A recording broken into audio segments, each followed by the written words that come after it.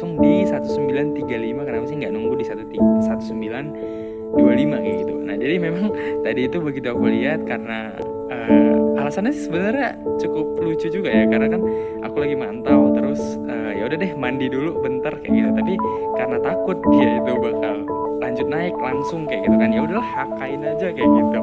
Jadi dapatnya di 1935 di awal kayak gitu, dan memang nasib aja sih, kebetulan aja dia langsung naik kayak gitu. Tapi kalau kita perhatikan memang di chart 1 jam dia itu sudah menyentuh ya, dia itu sudah menyentuh resisten yang tadi sudah ditembusnya. Dan kita perhatikan memang ketika dia berhasil rally di sini itu volumenya tinggi-tinggi, lalu ketika dia koreksi itu volumenya kecil-kecil, lanjut lagi seperti itu, dan seterusnya kayak gitu. Jadi masih belum ada indikasi bearish pada chart TINS ini kayak gitu ya. Jadi kalaupun nanti dia turun ke 1.870 floating loss ya floating loss, tapi kita tinggal tambah aja ya kan, apalagi kalau misalnya masih bisa top up seperti itu. Oke, jadi itulah tadi TINS, masih menarik, kita pantau aja besok mau dibawa kemana sama bandarnya. Oh ya, satu lagi untuk TINS sendiri, ini dia sebenarnya masih disertai oleh akumulasi yang cukup konsisten ya. Jadi kalau kita perhatikan di sini, ini asingnya masih masih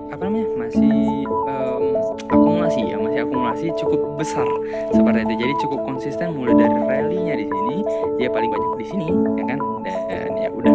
Nah, jadi gimana kita tahu bahwa bandarnya itu nggak mau take profit kayak gitu ya. Jadi kalau kita perhatikan dari indikator ini, namanya adalah volume fixed price apalah kayak gitu ya. Jadi kita bisa perhatikan di sinilah rame-ramenya. Artinya apa? Artinya volume paling banyak dari kenaikannya ini adalah di sini, sehingga menunjukkan bahwa dari bid offer ya, kalau kita lihat tape reading ini dia merupakan si demand areanya. Jadi itu memang banyak sih ilmu yang dicampur-campurin biar kita bisa tahu. Tapi ini merupakan demand areanya, sehingga kalaupun nanti dia koreksi itu palingan sampai ke 1800-an lah, di mana dekat-dekat sini palingan kayak gitu ya. Nah, jadi kita bisa bilang bahwa ya paling banyak itu orang mengakumulasi di area sini. Jadi kira-kira bandarnya itu masih average. Kalau ini di luar broker summary sih, ini di luar broker summary, jadi masih sekitar 4%-an seperti itu. Jadi peluang untuk TINS ini nikel ya, emiten TAI ya, TINS, Antam, Info itu masih sangat menarik. Oke. Terus ada juga kemarin rekom kita MMLP yang terakhir sini MMLP. MMLP ini juga cukup bagus sebenarnya. Kalau kita perhatikan di sini ya, dia itu kemarin bergerak downtrend di sini, padahal di sini bagus kian ya kan. Dia bergerak downtrend, tapi ini penurunannya itu tanpa disertai volume seperti itu, tanpa disertai volume. Dan ketika dia membentuk rounding bottom ini dia volumenya semakin lama semakin tinggi seperti itu. Apalagi kalau kita perhatikan di sini ada beberapa kali volume spike ya guys, ya kan, kelihatan nggak? Ada volume spike-nya di sini. Oke. Nah, lalu kalau kita gambarkan resistennya, ini ada di sini ya, ada di sini di area 630 ke 650, 630 ke 650 ya. Nah, jadi kita bisa perhatikan ini kasusnya sama seperti TINS tadi ya, ketika dia breakout disertai dengan volume tinggi, dan ketika dia turun ini dia disertai dengan volume yang kecil. Dan tadi ketika dia sudah menyentuh area resisten yang ditembusnya gitu kan, nah jadi dia berhasil rebound lagi, membentuk ya hampir hammer lah seperti itu ya, cenderung doji. Nah, jadi masih cukup menarik MMLP. Untuk targetnya itu kita di sini ada di berapa dibikinnya? Soalnya ini bukan punya aku. Di 700 sama 830.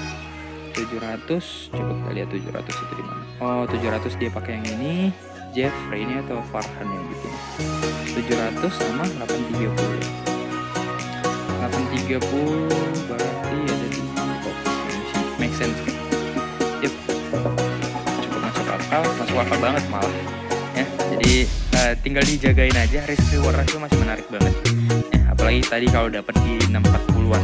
Ini area entry kita di situ kan. Yep. 640 sampai 625. Jadi kalaupun tadi dapat di 640 gitu ya, 640 lah bilang maksimal dapat, ya udah ini risk reward ratio yang pertama itu masih 1/4. Kalau kalian bisa perhatikan di sini 1/4 ya, kelihatan ya, 1/4, jadi masih oke. Kalaupun nanti berhasil tembus, kita tinggal jaga trailing stop sampai sini 32%. So ya enak, memang seperti ini sih enaknya main di saham-saham yang lagi ada momentum kayak gitu ya. Jadi dia geraknya pun setelah kita beli itu nggak lama gitu, jadi cepet-cepet aja dia, set gitu ya kan. Begitu kita beli langsung lewat kayak gitu. Jadi porto pun selalu hijau. Kira-kira seperti itu. Nah, itulah tadi rekom kita. Nah, jadi ada beberapa juga yang aku rasa cukup menarik untuk kita perhatikan beberapa hari ke depan gitu ya. Sebenarnya kayak tadi lah MDKA. Ini kan sebenarnya mau aku rekom Gian, cuman karena posisinya masih agak jauh